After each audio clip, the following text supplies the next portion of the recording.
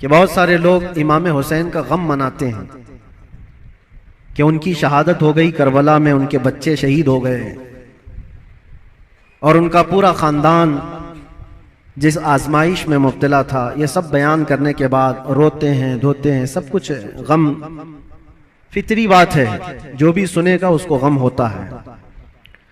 लेकिन मैं ये पूछना चाहता हूँ, अगर सही मानों में इमाम हुसैन का गम ही है आप, और सही मानों में उनसे मोहब्बत की वजह से गम करते हो, करबला के वाक़यात सुनने के बाद आंखों में आंसू आ जाते हैं, तो कभी अपने चेहरे पर नजर डाल करके भी देख लेना, क्या ये हुसैनी चेहरा है या नहीं है।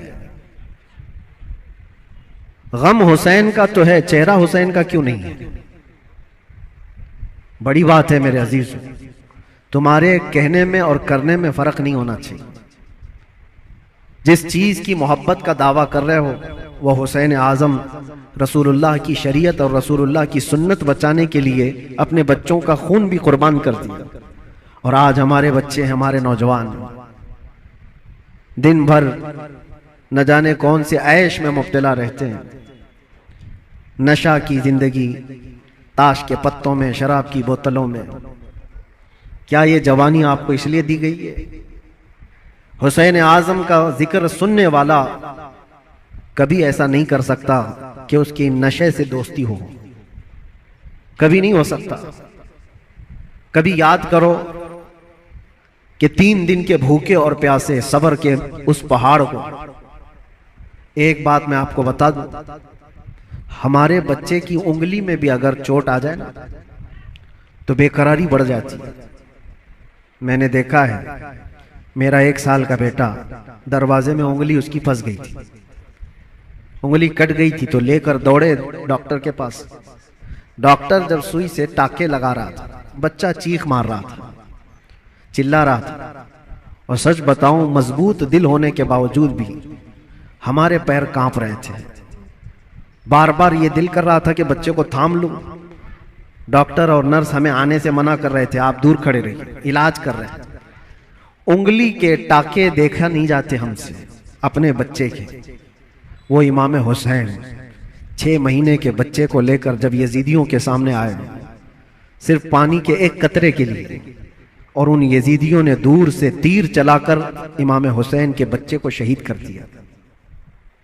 गले में तीर चला और खून का फव्वारा निकलकर इमाम हुसैन के चेहरे पर लगा। जानते हो मेरे अजीजों, अपने हाथों में उस बच्चे को लेकर क्या उन्होंने रोना धोना किया? नहीं, अल्लाह की बारगाह में पेश किया और अर्ज किया कि मौला मेरी ये छोटी कुर्बानी भी कबूल फरमा ले। क्या इतना जिगर है किसी के पास? एक तरफ भांजों के, भतीजों की लाशों को देखना, अपने भाई की, सगे भाई की लाश देखना, बहुत सब्र किया। लेकिन कभी आप सोचते हैं ये सारा सब्र किसके लिए था? इसलिए था कि हुजूर की शरीयत हम तक पहुंच जाए, आने वाली नस्लें सीधे रास्ते पर चल सकें, इसलिए इतनी बड़ी कुर्बानी थी। और अगर आज हमारा नौजवान सीरत हुसैन पर नहीं चल सकता तो फिर वो गमे हुसैन मनाने का अहल भी नहीं है, वो करबला सुनने का अहल भी नहीं है। करबला के वाकयात सुनने वाला नौजवान वो सच्ची तौबा करके सच्चे रास्ते पर चलने का अज़म करे तो ही हकीकी मानों में वो हुसैनी कहलाता है। और आपको पता है हुसैन आजम के साथ कौन था करबला में? सिर्फ उनका खानदान। 82 लोग, 82 लोग गए थे, जिसमें से तो 72 के करीब शहीद हो गए। औरतें बची थी, आपकी बहन और आपकी बीवी, आपकी बेटी। या औरतें जब कैदी बन करके जा रही थी, लोग उल्टा सीधा बयान करते होंगे, लेकिन सही मानों में रिवायत यह है कि उन अहले बैत की खवातीन को उस हालत में भी पर्दे में देखा गया है। अहले बैत की कोई औरतें बेहिजाब नहीं थी, वो अपने पर्दे की पाबंदी कर रही थी, जैसे चाहे वैसे। आपको एक बात बताता हूं, जब इमाम हुसैन का सर लेकर के दिमश्क में पहुंचे, दिमश्क में जब पहुंचे तो पूरे लोग सर इमाम हुसैन को देखने के लिए भीड़ लगाए हुए थे। तो उस वक्त हजरत बीबी सकीना जो 9 साल की थी, इमाम हुसैन की बेटी, वो भी चल रही थी। एक सहाबी वहां दिमश्क में रहते थे हुजूर के, उनकी उम्र ज्यादा थी, 80 साल के करीब के थे। उन्होंने पहचान लिया इमाम हुसैन की बेटी को देख करके। वो करीब आए, कहा बेटा अफसोस है कि रसूलुल्लाह के इस नवासे को शहीद कर दिया गया, हम कुछ नहीं कर सके। बताओ कोई हाजत है तो मैं तुम्हारी हाजत पूरी करूं। ऐसे वक्त में एक घर, जिसके घर से सब कुछ लुट गया हो, खाने पीने को भी ना हो और कैदी बनाकर ले जाया जा रहा हो, उस वक्त नन्ही सी बच्ची ने क्या कहा जानते हैं आप? कहा, ए मेरे नाना के सहाबी, ये जो मेरे बाप का सर नेज़े पर डालकर ले जा रहे हैं, इसको थोड़ा आगे कर दीजिए, ये जुलूस में आगे कर दीजिए। कहा क्यों ऐसा कह रहे हो? कहा इसलिए कि उस सर को देखने के लिए भीड़ जमा हो रही है और वो सर देखते देखते लोग हमारी इज्जतों को भी देख रहे हैं, हमारी तरफ भी देख रहे हैं, हमारी बेपर्दगी ना होने पाए। जो सर देखना चाहते वो सर देखें, हम तो कम से कम महफूज रहे। उस आलम में भी अपने पर्दे की हिफाजत करने वाली अहले बैत की वो छोटी सी बच्ची पर कुर्बान जाओ। आज हमारी भी औरतें हैं, औरतों को इस करबला के वाक़े से ये सीखना चाहिए कि जितने ऐश परस्ती में दुनिया तुम्हें आज बाहर दावत देकर बुला रही है, मेरी बहनों, ये हकीकी जिंदगी नहीं, इस्लामी जिंदगी ये है कि रसूलुल्लाह सल्लल्लाहु अलैहि वसल्लम के अहले बैत से जुड़े हुए हर खातून ने ऐसी जिंदगी गुजारी है कि किसी अजनबी ने जिंदगी भर उनके किसी चीज को देखा नहीं है। अल्लाह करे कि हमें वो जिंदगियां नसीब हो। बस मेरा ये पैगाम है कि हुसैन आजम को सुनने के लिए सिर्फ रोना धोना जरूरी नहीं, बल्कि हुसैन आजम को सुनने वाले को ये अज़्म और हौसला रखना चाहिए कि मैं अपनी ख्वाहिशात को मार करके अल्लाह की रजा के लिए जीऊंगा, अल्लाह की रजा के लिए जीऊंगा। जो बुरी आदतें जिंदगी में आती हैं उसको तर्क करना ये भी एक बहुत बड़ा अज़्म है, एक बहुत बड़ा हौसला है। नौजवानों से मैं गुजारिश करूंगा, आज पूरी दुनिया तुम्हारी तरफ देख रही है।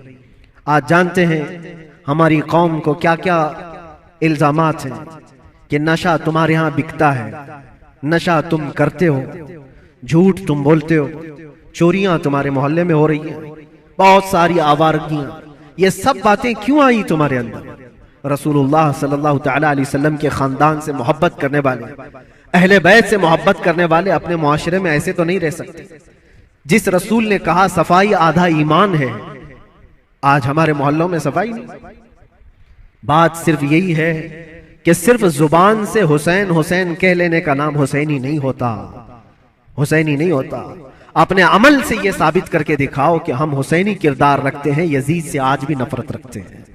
और आखिरी बात, हुकूमतें सबकी जाएंगी, आज जो तख्त पर बैठे हों कल उतर जाएंगे। यजीद 3 साल तक हुकूमत किया, अपने 3 साला दौर में उसने बहुत जुल्म किया, लेकिन तख्ता खत्म हो गया, यजीद मर गया।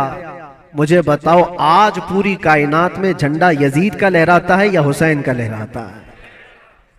वजह यही है, हक के लिए जो खड़ा हुआ रब ताला उसे कयामत तक जिंदा रखता है। इसीलिए हमेशा इस बात को याद रखो मेरे अजीजों, जुल्म करने वाले जुल्म करते रहेंगे, मसाइब आते रहेंगे, मुसीबतें आती रहेंगी, मशक्कतें आती रहेंगी। अंधेरा होगा तो अल्लाह ताला की तरफ से उजाला भी जरूर आएगा, उजाला जरूर आएगा।